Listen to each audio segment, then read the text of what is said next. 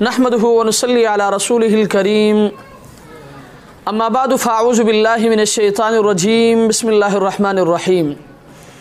अल्हम्दुलिल्लाह, आज एक मरतबा फिर एक बहुत ज़्यादा अहम मसले के साथ आपके सामने हाज़िरी हुई है।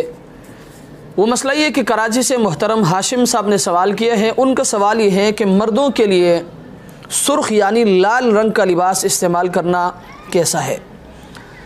तो याद रखिए, हज़रत इमरान रज़ी अल्लाह ताला अन्हु फरमाते हैं कि आप सल्लल्लाहु अलैहि वसल्लम ने फरमाया कि ख़बरदार सुर्ख यानी लाल रंग का लिबास इस्तेमाल मत करो।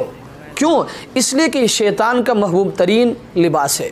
इसी तरह एक और रिवायत में हज़रत अब्दुल्लाह बिन उमर रज़ी अल्लाह ताला अन्हु फरमाते हैं कि एक शख्स का आप सल्लल्लाहु अलैहि वसल्लम के पास से गुज़र हुआ और वो दो सुर्ख रंग के कपड़ों में मलबूस था।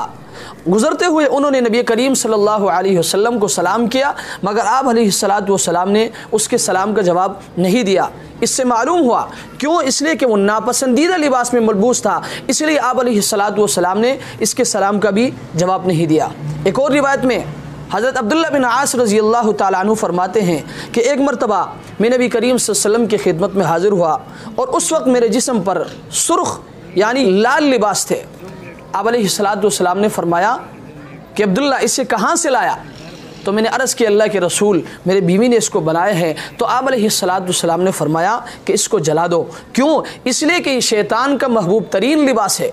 इससे मालूम हुआ कि लाल लिबास यानी सुर्ख लिबास नापसंदीदा लिबास है।